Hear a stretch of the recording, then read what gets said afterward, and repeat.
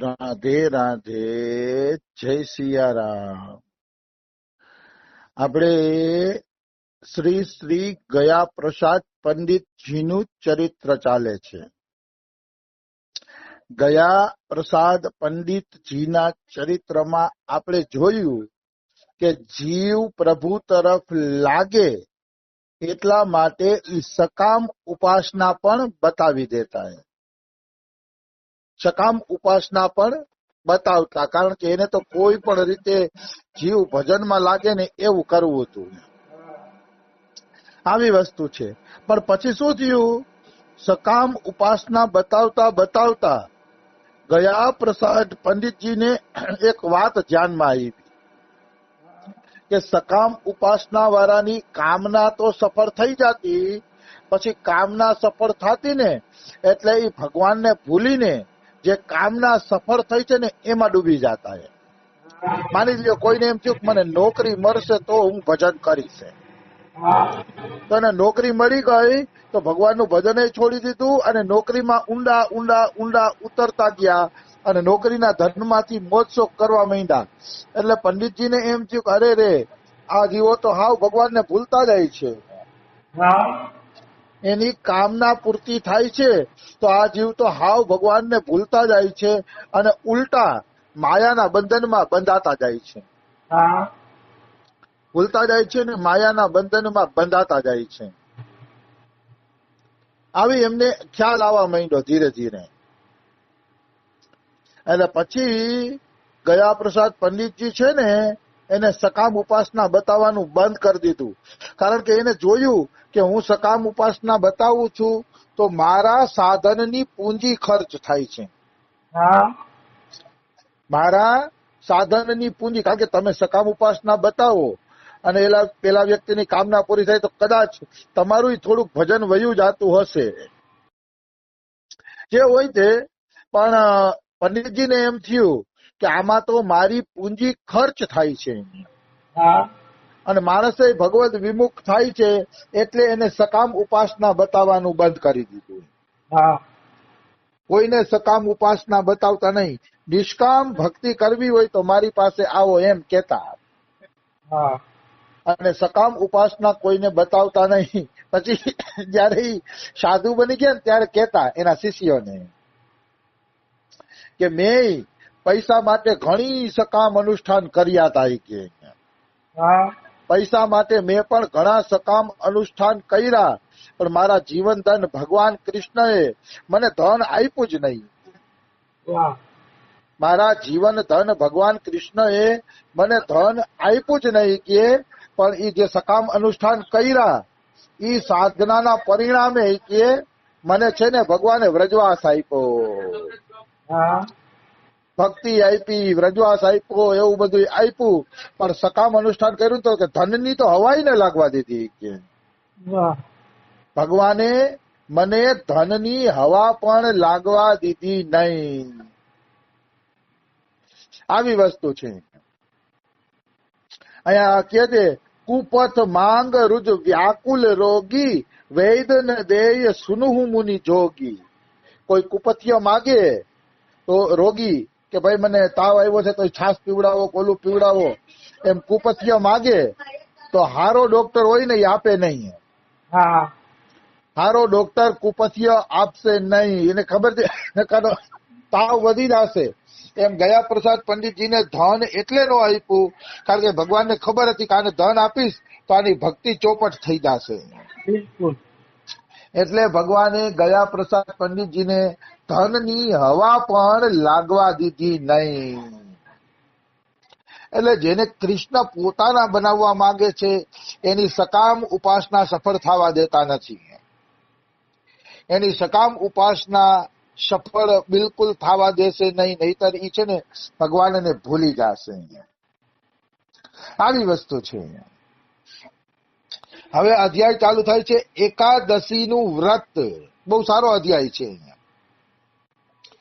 હાથરસ ની અંદર જેટલા કંદોરી હોય, કંદોરી એટલે હલવાઈ, હલવાઈ ને કંદોરી કીએ, જેટલા કંદોરી હોય, જેટલા મીઠાઈ બનાવવા વાળા હોય એ બધા હાથરસ ની અંદર છે ને રજા રાખતા.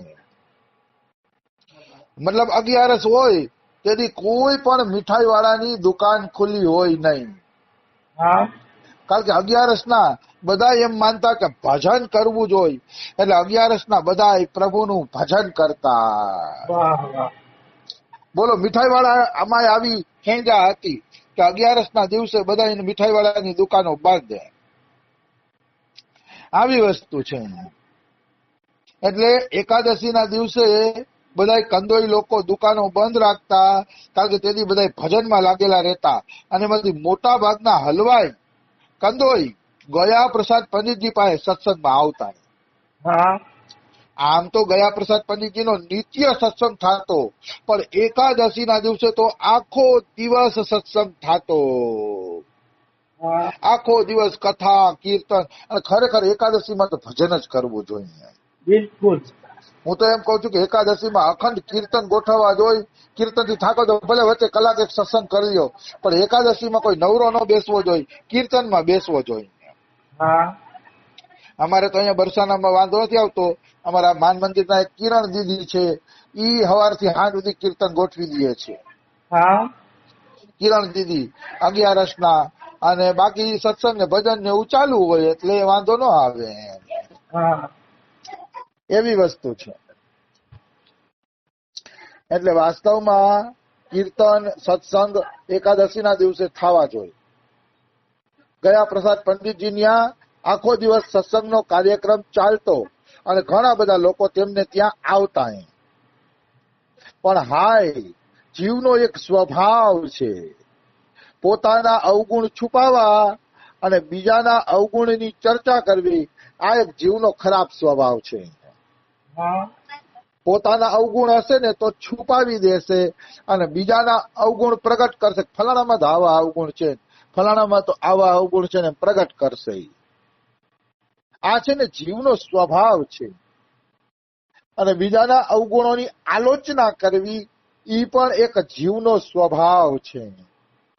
હા અને આ વાત ગયા પ્રસાદ પંડિતજીના ધ્યાનમાં આવી કે 11ના દિવસે ગયા પ્રસાદ પંડિતજી સત્સંગ કરતા, તો સત્સંગ સુધી તો સત્સંગ હાલતો, પણ જેવા ગયા પ્રસાદ પંડિતજી સત્સંગ બંધ કરતા, એટલે બધા પર ચર્ચા, પર નિંદા, પારકી ચર્ચા ને એમાં લાગી જતા. હા પારકી ચર્ચા અને પર નિંદાની અંદર લાગી જાતા. શું કામ લાગી જતા પારકી ચર્ચા અને પર નિંદાની અંદર? તો કે એટલા માટે પારકી ચર્ચા પર, કારણ કે સત્સંગ બંધ થયો એટલે બધાને એક આફરો ચડે કે અમે જરાક બીજાના અવગુણોની ચર્ચા કરી લઈએ. હા જીવનો સ્વભાવ છે. એને નવરાત મળે ને એટલે સાચી ખોટી વાતો કરશે. બિલકુલ. અને આ પર ચર્ચા જોઈને ગયા પ્રસાદ પંડિતજીને ખૂબ જ દુઃખ થતું કે અરે આ લોકો બધા સત્સંગના બાને આવે છે અને પર ચર્ચામાં લાગી જાય છે. હા બહુ કષ્ટ થતું ગયા પ્રસાદ પંડિતજીને. એને એમ થયું કે ગમે એમ કરીને પર ચર્ચા બંધ થવી જોઈએ. કમસે કમ 11ના દિવસે તો આપણે ભજન કરીએ, 11ના ક્યાં પર ચર્ચાઓ કરવી? હા એટલે ગયા પ્રસાદ પંડિતજી જયારે બધા લોકો વયા હતા ને, તો પોતાના 2-4 સખા હતા, પાકા સખા હતા 2-4, એને પોતાના મનની વેદના કીધી કે ભાઈ એકાદશીના દિવસે પર ચર્ચા થાય છે, પર દોષ દર્શન થાય છે, કે આ તો બંધ થઈ જવું જોઈએ. કે હા ગયા પ્રસાદ પંડિતજી શું કે છે કે જબકી एकादशी में केवल जीवन धन को ही पवित्र गुणगान नाम और चिंतन करनो और सुननो चाहिए. વાહ મતલબ એકાદશીના દિવસે તો ભગવાનનું નામ, ગુણ, ચર્ચા એની વાતો થવી જોઈએ. એના બદલે આવા પવિત્ર દિવસે જો પર ચર્ચા અને પર નિંદા થાય તો આ તો ખોટનો ધંધો છે. કે પછી ગયા પ્રસાદ પંડિત શું કહે છે? व्रत को केवल यही अर्थ नहीं कि निराहार रह के ही छुट्टी पाई જાય. ઘણા લોકો એમ માને છે વ્રત એટલે શું? નિરાહાર રહ્યા અથવા ફલાહાર કરી લીધું, લ્યો એટલે અમે વ્રત કરી લીધું.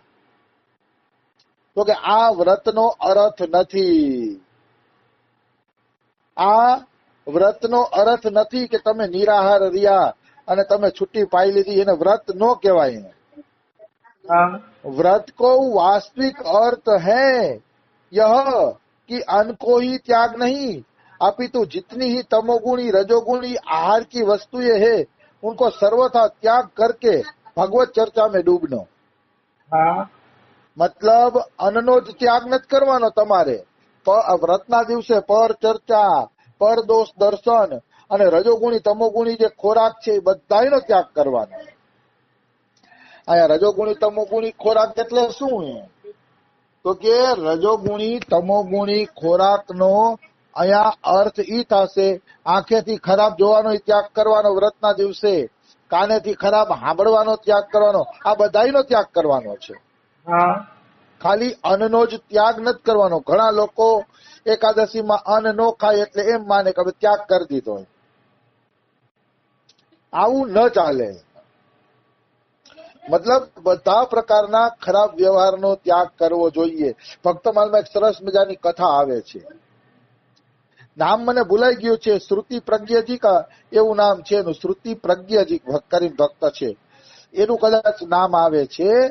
એની પાસે એક ભાઈ આવ્યો, આવીને એમ કહે છે કે મહારાજ, જેટલા સાધુઓએ જેટલા સાધન કીધા એ બધા સાધન મેં મન દઈને કર્યા, તો મને ભગવાન મળતા નથી. हाँ અથવા તો ભગવાન મળે ને એવો કોઈ